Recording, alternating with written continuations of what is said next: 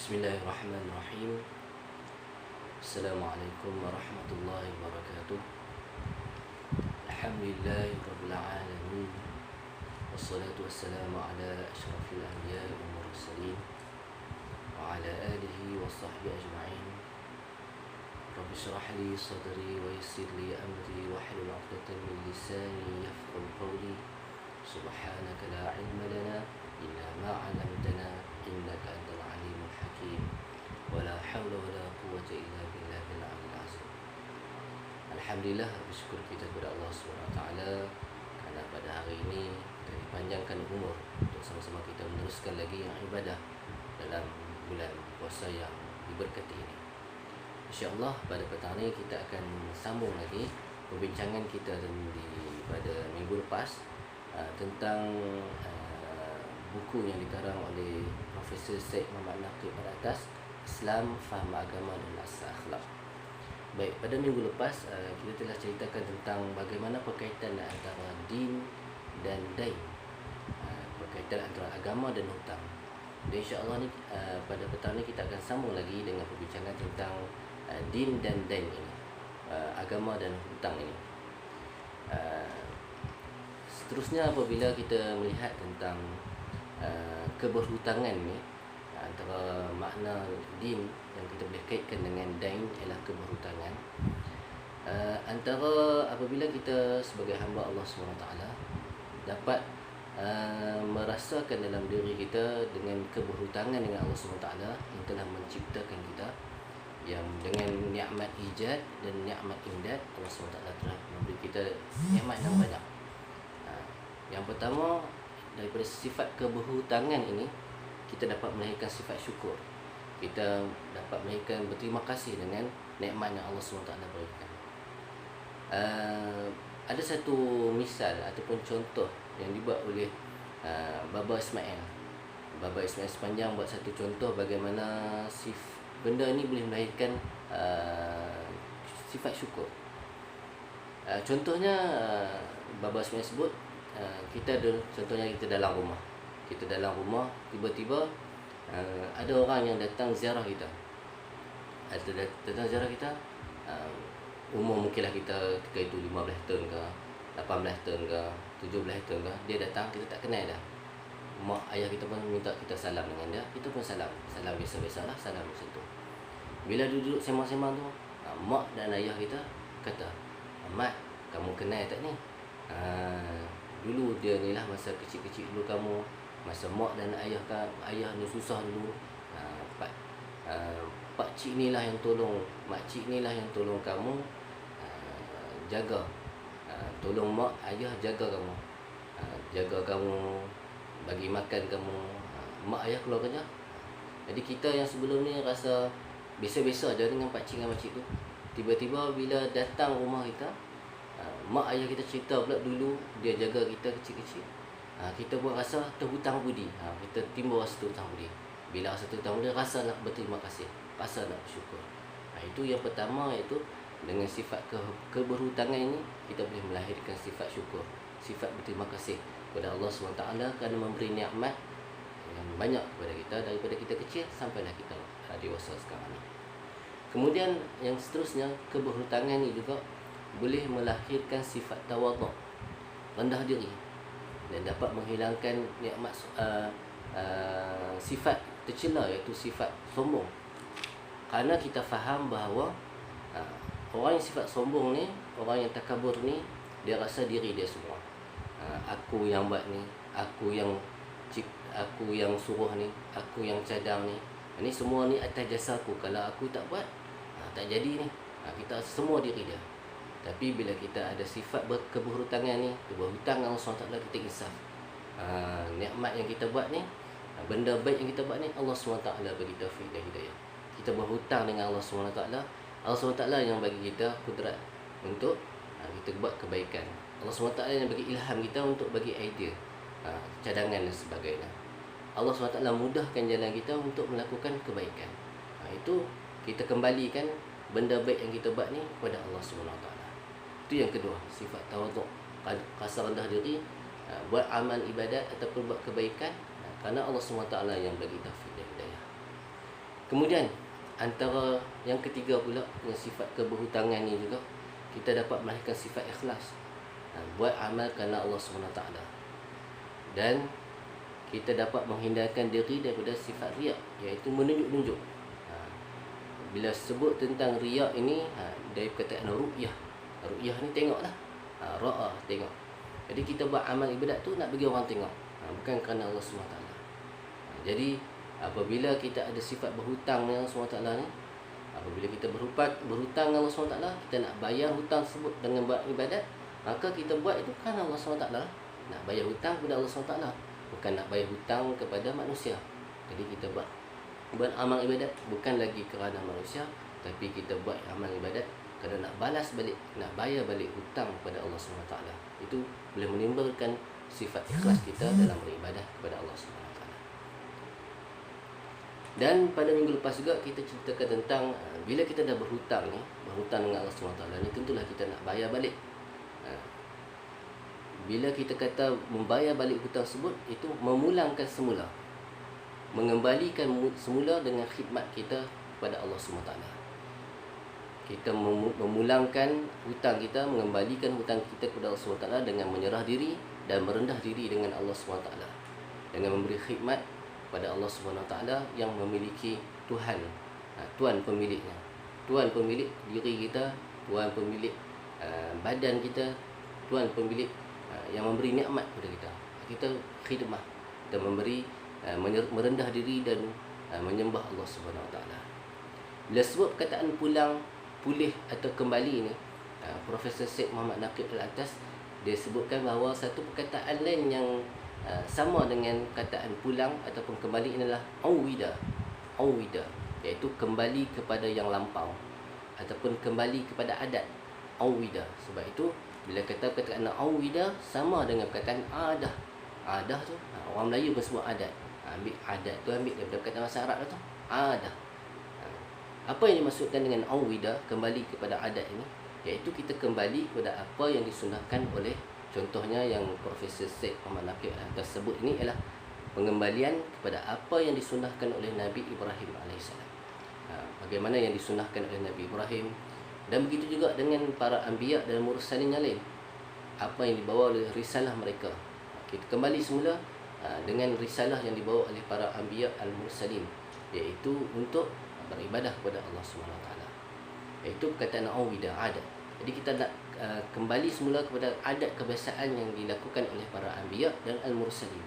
Daripada perkataan din ini, bila kita din, pulang semula sebagai adat kebiasaan yang dah dilakukan oleh para anbiya dan mursalin. Baik. Seterusnya, bila berbicara tentang perkataan kembali semula ini atau pulang semula ini, ada satu lagi perkataan yang merujuk kepada perkataan kembali, iaitu raja'a, kembali. Sebab itulah apabila kita mendengar khabar musibah ataupun seseorang yang meninggal dunia, kita kata inna lillahi wa inna ilaihi raji'un. Perkataan raji'un, kembali. Raji'un, perkataan kembali. Itu menunjukkan bahawa daripada Allah lah manusia datang, dan kepada Allah manusia akan kembali. Bila kita kembali itu makna memulangkan semula hak yang Allah SWT berikan kepada kita. Kemudian antara yang disebut oleh Profesor Syed Muhammad Naqib Al-Atas yang nak menguraikan maksud raji'un ini, kembali ini, beliau telah membawa datang satu ayat Quran dalam surah At-Tariq. Dalam surah At-Tariq ayat yang ke-11, A'udzubillahi minasyaitonirrajim, was-samaa'i dzatir raj'i. Kataan ar-raj'i, was-samaa'i dzatir raj'i, demi langit yang mengandung hujan. Jadi ulama tafsirkan perkataan ar-raj'i itu dengan perkataan hujan. Asal perkataan ar-raj'i ialah pulang.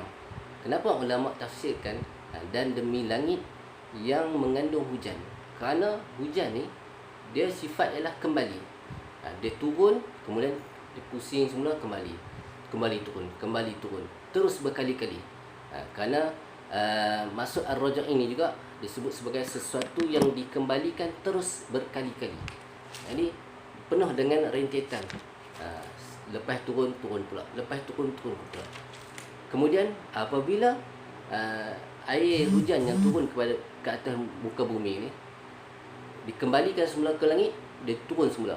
Dikembalikan semula ke langit dan turun semula. Pengembalian yang dimaksudkan inilah pengembalian yang baik, pengembalian yang bermanfaat.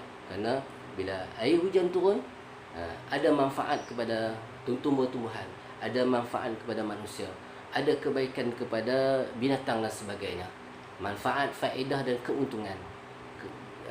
Dengan perkataan tersebut, apabila melihat kepada ar-raj'i yang ada pada air hujan tersebut, maka Profesor Syed Muhammad Naqib Al-Atas mengaitkannya dengan rabaha, untung. Raja'a dikaitkan dengan rabaha. Air hujan yang turun itu telah memberi keuntungan. Kerana itulah dikaitkan dengan air hujan yang kembali itu, ar-raja'a itu dikaitkan dengan rabaha, keuntungan. Bila berbicara tentang keuntungan, maka lawan bagi untung ialah khusrin, iaitu kerugian. Dalam firman Allah SWT yang lain, a'udzubillahi minasyaitonirrajim, innal insana lafi khusr, sesungguhnya insan itu benar-benar dalam kerugian.